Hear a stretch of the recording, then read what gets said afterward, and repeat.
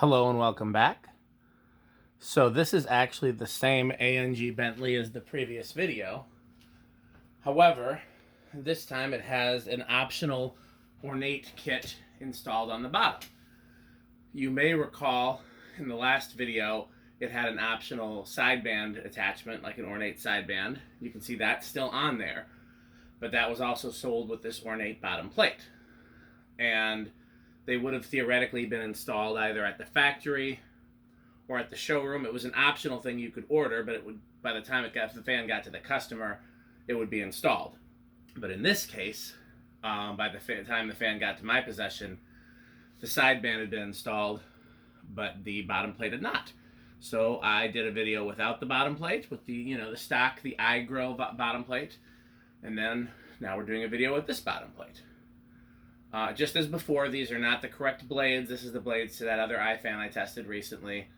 I'm going to try to get a set made because I would rather have this be a larger size. I would actually, if it's not going to be a larger size, I'd rather it be a smaller size, but I don't have a template for that. I don't know what the tiniest blades would have been like. So I would rather have it either be, if it's not going to be 36 or 38 or whatever the tiny size was, then I'd like it to be 52 or 54 or whatever the large size is. So I'm going to have a set of blades made. I'll do another video then. I'm probably going to keep the bottom grill on it because I don't have any others like this. The combination of finishes is certainly interesting. It's polished and antique together, and obviously was intended to be that way. Might be a little easier for me to take if the top was also antique, but that was not how they intended it. And again, the manual just says LG style, and it shows the top style that would have gone to a K63 motor with the big open circles. So, obviously they just built whatever parts they had on hand. So let's see how it performs.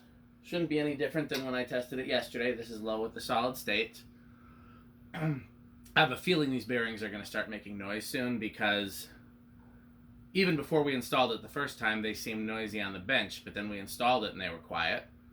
And they seemed noisy on the bench again when I was swapping the cover plates. But we'll see. So that is the solid state control. We know that's going to be low power factor. There's no real point in doing the RPM because you can set whatever low speed you want. Oops, I went the wrong way.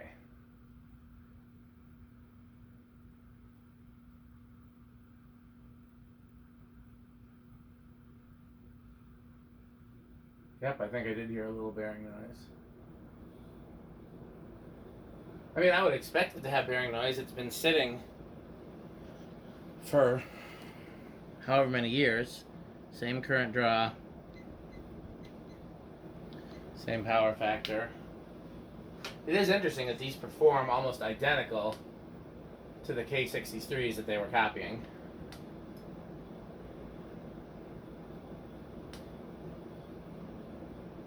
Measuring 1075 on the nose 3 times in a row. So 1075 divided by 4 is what that RPM is.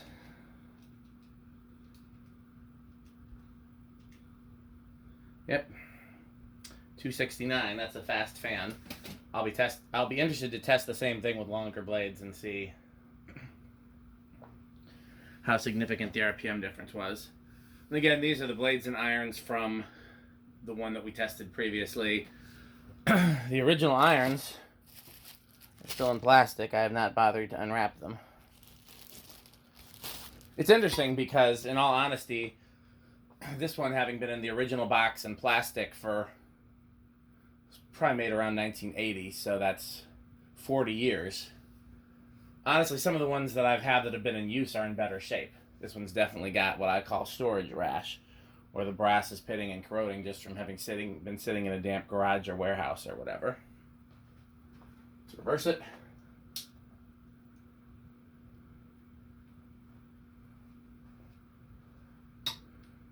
Not that I'm complaining, mind you. It's very cool to find one that's still in the box. I just want to make it a point to all the people who think that fans are better off left in the box. I don't believe that to be the case.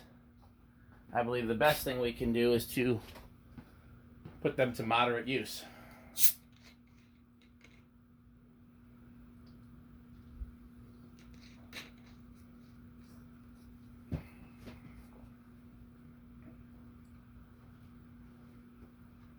This way? I always get confused about which way to turn it. Yep, when I'm right up on it, I hear just a little bit of faint bearing screech, like that kind of noise.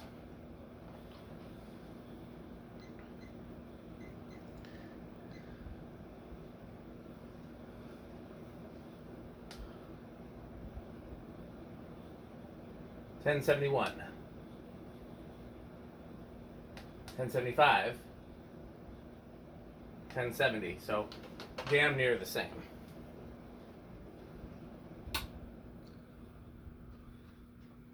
Yeah, I don't hear anything until I get right up on it, but when I get right up on it, I do hear screech.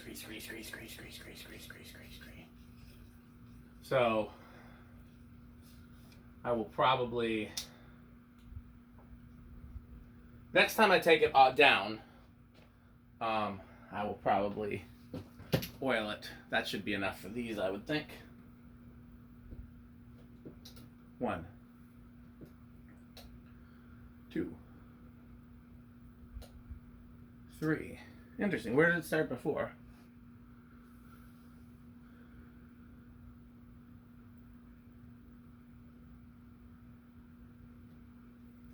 Yeah, it's not bad enough for me to shoot WD-40 in there while filming, but it is significant enough to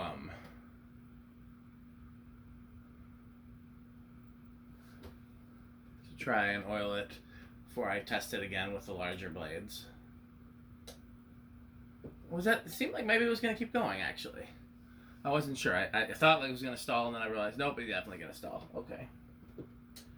Well, again, there's some screech, so it's not perfect.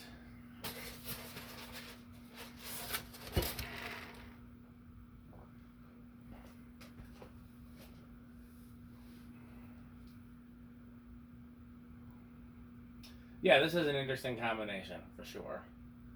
I've thought about making this the next living room fan if I can get large blades made for it.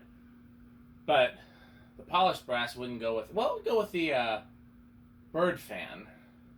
I went to so much effort to finally get a brown and brass World's Fair. Here's 5.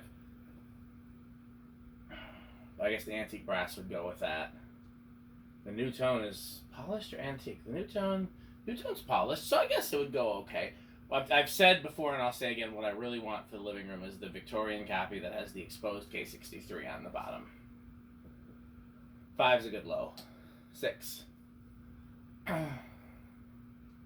I've seen a handful of those. I know there's another collector that has the exact version I want down to the cane blades. And one day I hope he'll sell or trade it to me, because that is what I really want for the living room. But this might be a good option. Trying to think of where else I could put this. I've thought about doing an all A&G house at some point. 7.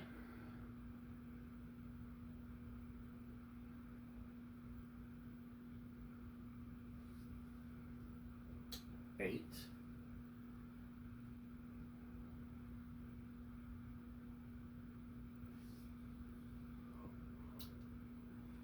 9. By the way, it is the middle of the night, in case you're wondering. I just got home from work on Wednesday. 10. I'm going to try to film a workbench video out here tonight, too, but it's really hot. And I can't have all the fans blasting during workbench videos, otherwise you'll hear more air than talking. So I'm going to have to try to get it to cool down out here some. But there were 2 workbench videos that I was waiting on filming. There's 12. Until after this came. One obviously was the A&G updates and talking about nadir.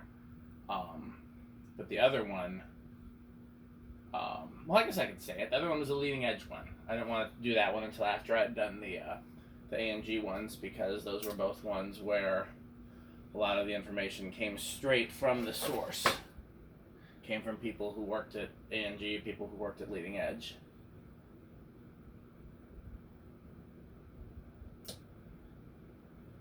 14.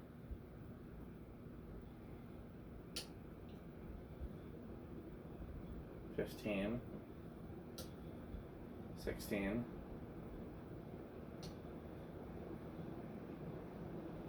17. 18. And then I believe 19 was over. Yep. We already did solid state. We know it's silent, so all it's left to do is 0 to high. And again, I don't actually know where these rank upon the Rick and metal tests. I would assume they're pretty high because these are solidly built, retro-looking fans. But I'll find out. We will definitely determine how Rick and how metal these are. I guess I can stop it by hand. I am tired. I worked here. I ran errands. I worked here some more. Then I went to the church and worked. And I drove back here. I believe this had an inrush, didn't it?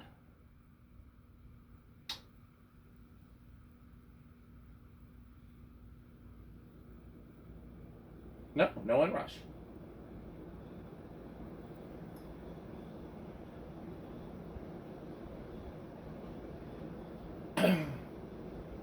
No inrush. Wow, surprising. But again, this is not a K63.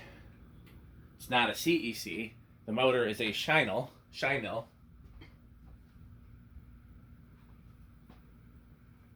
From the company that made oscillating fans. So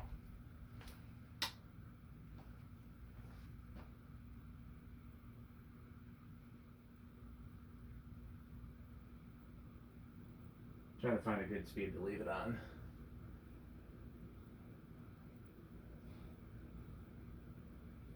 It can be slow enough. It can be on during my workbench video without making any noticeable noise. But we'll actually move some air and break those bearings in. I think that's pretty good. Okay, hopefully I'll film the last workbench video tonight. So thanks for watching. As always, this video has a sponsor. That sponsor is Fanstick. Bye, Fanstick.